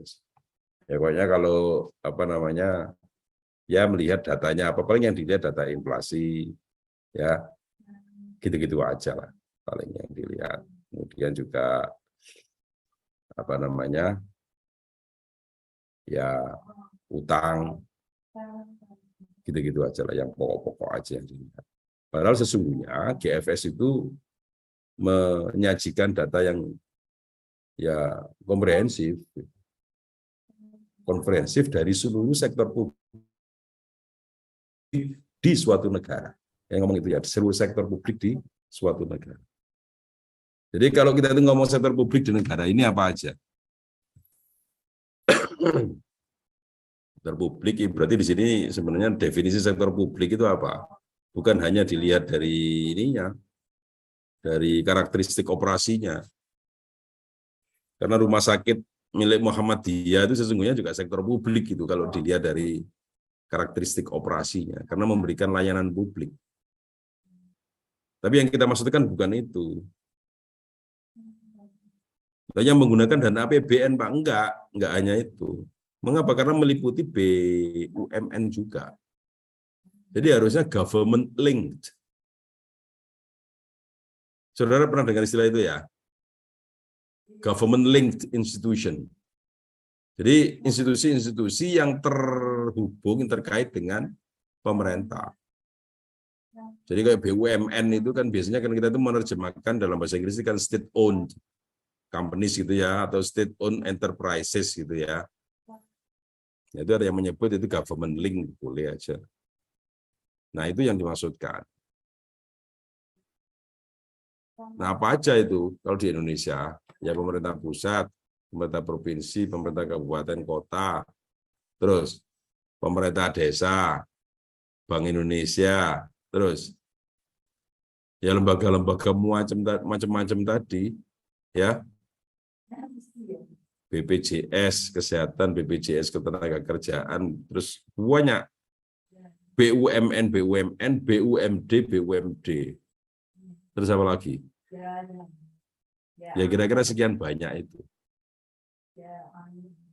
Mumet itu kalau mikir itu. Tapi dari situ itu nanti kalau memang sudah kalau kita tahu kekayaan kita, oh betul negara kita betul-betul kaya sekian banyak. Tapi kita itu kan belum pernah merilis laporan yang konsolidasi seluruh laporan daerah, itu aja enggak pernah. Dan nggak ada aturan yang apa namanya peraturan perundangan yang mengatur tentang itu harus dikonsolidasikan, enggak. Laporan keuangan pemerintah pusat ya pemerintah pusat tersendiri, provinsi ya provinsi sendiri, bahkan provinsi Jatim itu tidak pernah mengkonsolidasikan laporan keuangannya kabupaten dan kota di Jawa Timur, enggak. Benar enggak? Karena mereka entitas yang tersendiri. Ya. Nah, GFS ini nanti yang berusaha untuk mengkonsolidasikan semuanya. Cuman cakupannya banyak sekali masalahnya tadi. Nah, di undang-undang itu yang belum termasuk itu termasuk pemerintahan desa itu tidak termasuk itu. Padahal dia melaporkan, harusnya dia kan juga membukukan apa namanya pendapatan asli desa, ada dari BUMDes, ada dari macam-macam kan itu ya ada itu.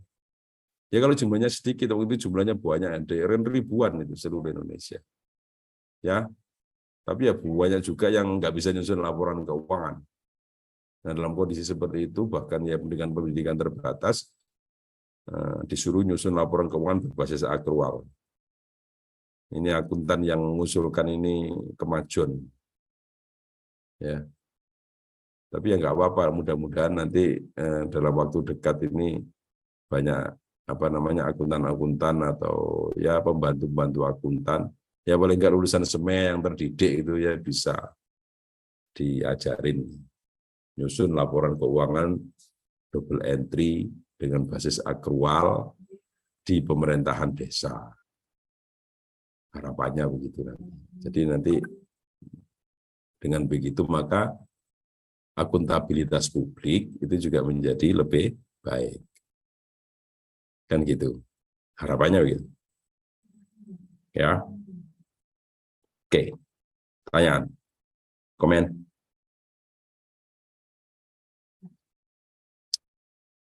Oke, kalau tidak ada, saya cukupkan sekian, saudara-saudara. Izin Bapak, saya Hikmatun Pak. Silakan. Di luar GFS ini sih Pak, sebenarnya mungkin untuk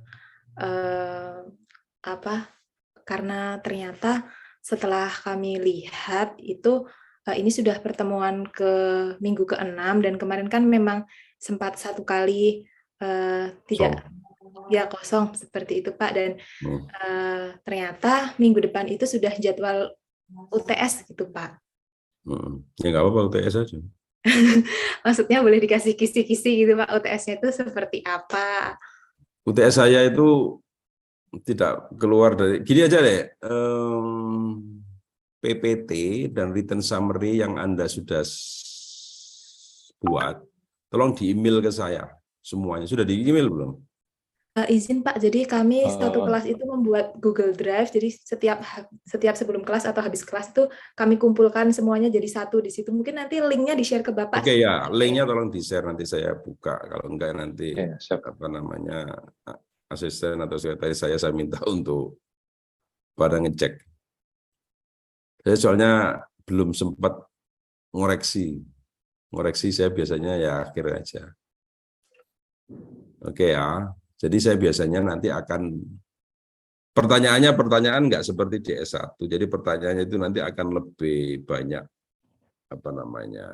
ya Anda diminta untuk menunjukkan pemahaman dasar Anda.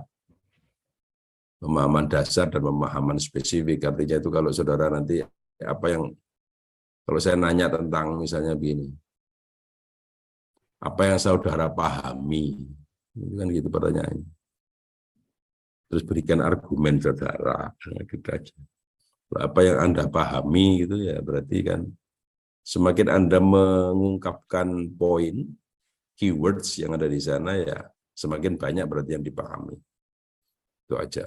Terus nanti saudara harus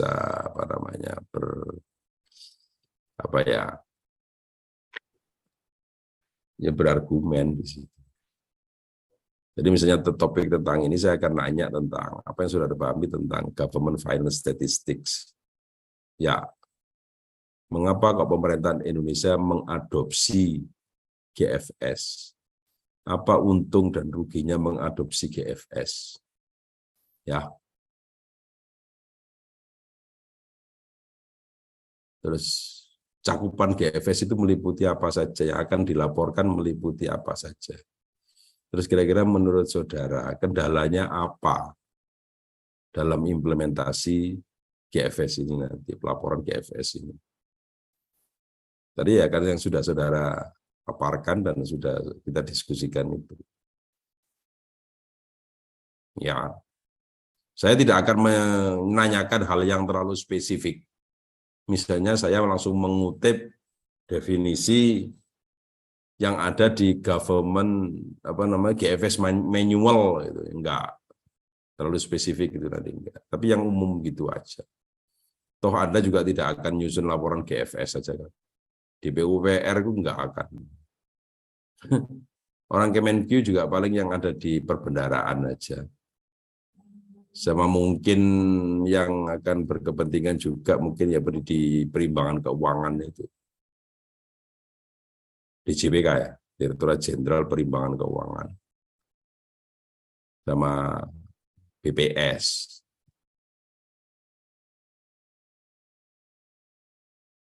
Tapi saya yakin yang sudah disusun oleh BPS itu belum laporan keuangan yang berbasis akrual. Karena selama ini yang disusun oleh BPS itu adalah yang dari dulu yang berbasis kas itu. Oke. Nah, KPBU juga begitu. Saya akan menanyakan pemahaman Anda terhadap KPBU. Jadi apa advantages dan disadvantages-nya menggunakan skema KPBU. Ya. Gitu ya. Apakah menurut saudara pemerintah RI itu perlu KPBU? Mengapa kok perlu? Mungkin juga saya tanyakan, mengapa kok lama perkembangan KPBU di Indonesia itu termasuk lambat? Apa kira-kira kendalanya? Ya, nanti saudara harus menjawab dengan kaitannya dengan pembangunan infrastruktur.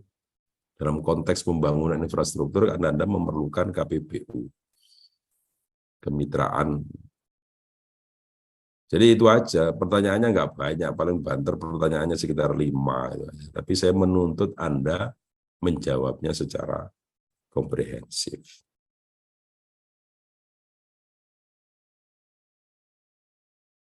Oke ya.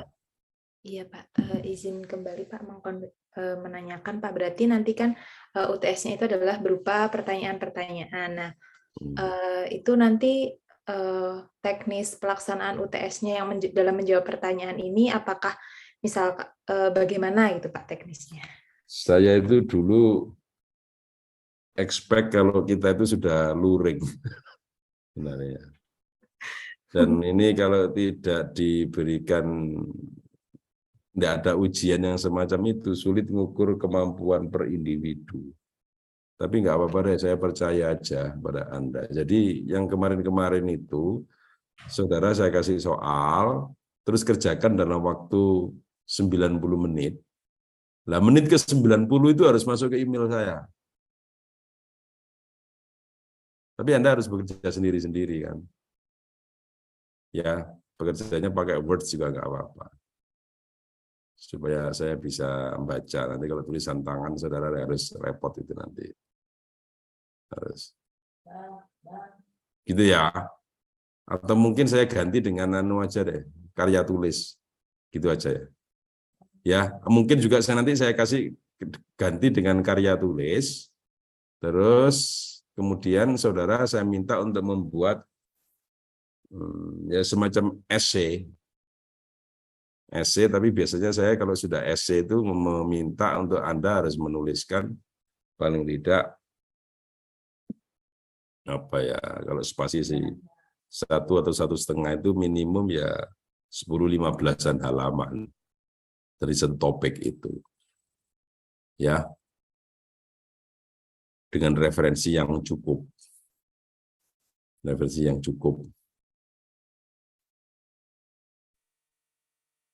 Oke ya, itu kalau saya memberikan apa namanya take home exam, itu ya.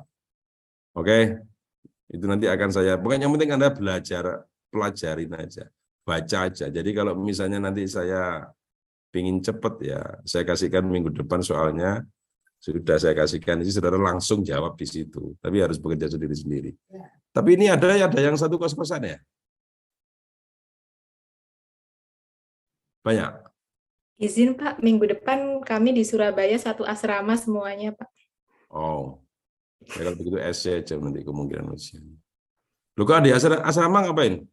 Kami kan magang di Surabaya Pak, jadi diberikan asrama di Balai Diklat PU di Surabaya Pak. Di anu itu Gayung Sari, apa namanya? Iya benar, di Gayung Kebonsari. Saya pernah ke sana.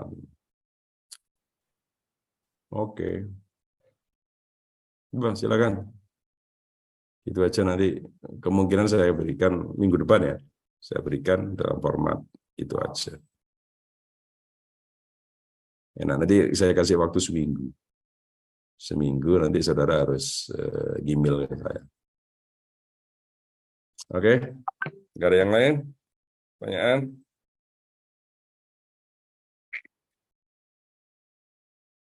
Kalau tidak ada, saya cukupkan sekian. Terima kasih atas perhatiannya. Kita ketemu lagi nanti, insya Allah minggu depan. Assalamualaikum warahmatullahi wabarakatuh.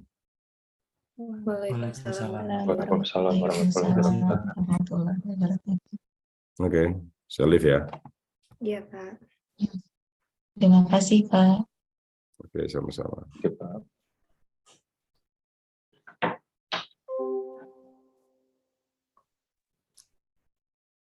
Berarti kuliah penggantinya minggu depan ya? nggak ada Ada, Mas. pengganti. Nggak ada pengganti. Kata Langsung bapaknya, Buat aja ya. aku Langsung udah ngomong, UTS. Bapak kita ada 1 Tapi kosong. minggu depan, Ya udah UTS aja gitu, nggak ada kuliah penggantinya. oh, berarti minggu depan tadi ketemu ngasih soal doang kali ya? Atau basa-basi aja, ketemu minggu depan tuh? Ketemu nggak Sebenarnya sengaja bener, gitu, papasan. suaranya menggema. Bang Dani. Iya, tadi kata bapaknya ketemu minggu depan. Ketemu Apa sama ya? soalnya. Oh, gitu ya. Nggak, soalnya kirain ada kelas lagi kan, masih ada satu lagi tuh yang korupsi. Itu langsung kita praktikan ya, korupsi satu pertemuan.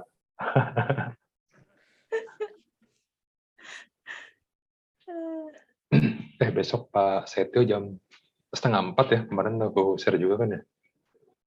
Besok 3:30? 3:30 pagi Iya. mah. Enggak lah. Serius. 3:30 terus sama hari Jumat jam 3:30 juga berarti ya. Oh, besok tuh bukan jam 1 ya? Ya ampun, tuker dong Jumat. Bukannya jam 1 hari Jumat. Mas. Jam 1 bukan sih? Jam 1 ya? Jam 1 ya. Ntar salah Dari lagi. mana jam 1? Jadwalnya Tahu sih di jam Dari jadwal. Jumat. Oh ya, nanti kita lihat lagi. Kita tanya lagi aja besok ya. Hari Jumat itu yang pertemuan itu jam berapa? Mbak Nasta itu infoin. 9 sampai jam 11 tuh kemarin infonya. Oh iya. Disiapkan pertanyaan-pertanyaan dengan detail. Iya, kemarin pesannya Sedetail-detail. Bestari gitu. Biar clean and clear. 9 Gimana sampai sih? jam 11. Di mana Iya. tempatnya, Mas? Yang Jumat jam 9? Di ruang sidang apa tuh kemarin tuh? Di gedung seberang kita biasa kuliah katanya. Ruang sidang utama. Nah, ya itu. Oh, di gedung FE utamanya ya? Di seberang. Bahaya nih. Mas Farid ketemu Dede. Langsung ke situ konsepnya. Bahas ini dulu, Mas. Berarti besok kuliah. Kamis kita kosong ya? Kosong. Alayang enak. Mas Yusuf lagi ngapel di tempat Bang Dani ya? Kita jadi ini, asrama boys nih bareng Bang Dani. Oh gitu. Berapa yang di sini? Familiar ya ini. Sama backgroundnya. Kayak Mas Farid gabung. Oke, siap. Minggu ini hari Kamis nanti lah. Siap. Ya, hari Kamis yuk. Kita kemana yuk? Main. Mana? Kemana Bang? Ini, para layang. Boleh, ayo. Ibang mau para layang nggak? Mbak Firta aja udah. Bagus videonya Mbak Firta. Firta udah. Itu pakai GoPro Mbak? Megang itunya? Action cam. Enggak, Mas, itu pakai HP ku sendiri. Dikasih tongsis. Serius pakai HP? Iya, dipinjemin tongsis. Nggak takut jatuh. Oh. Kayaknya sih aman, udah iket-iket gitu. Nggak tahu kalau Bang Dani Mas kemarin. Sebenarnya ada juga yang Boleh. pakai 360, kamera 360. Enggak motoin. Oh, enggak itu. Nikmatin nih. Enggak ya, aku sadar diri aja.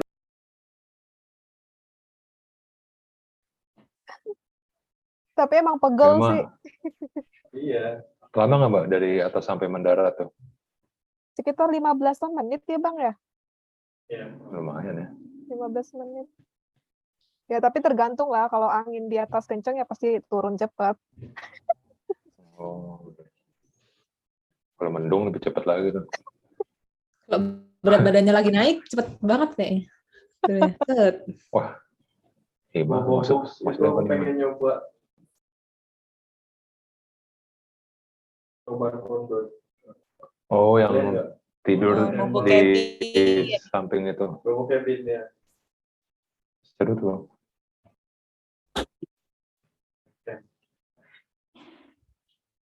Ayo Ima, mau para layang apa bobo? Apa sih itu kayak Bobo. glamping gitu ya? Iya mungkin. Ima tuh Iya lagi kan? nabung. Ya enggak, Mah? Lagi apa? Tabung. Tahu udah sampai catering. Tapi elemen pentingnya belum dia.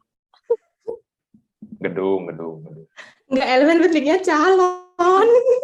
Iya kan dia halusin dikit mah. Padahal maksud Mbak Firta bukan nabung itu ya Mbak ya.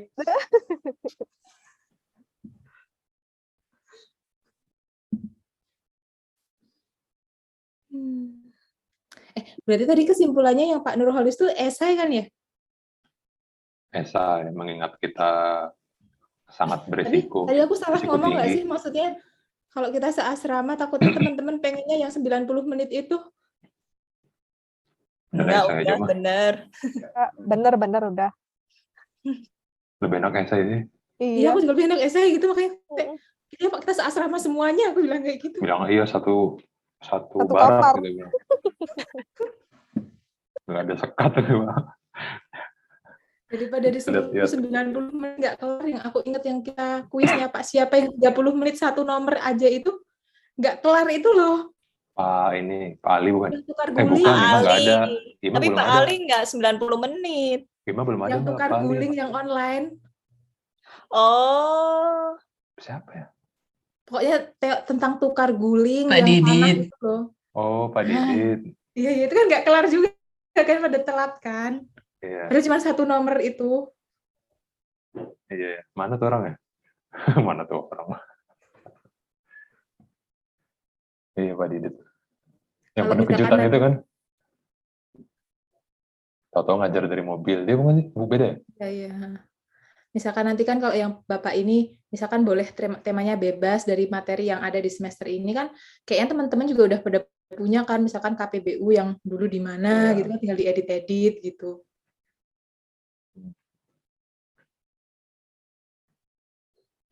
Bisa. Udah, gimana? Kita sampai ketemu besok. Kok mau Bang Oke. Dani belum beli makan malam nih?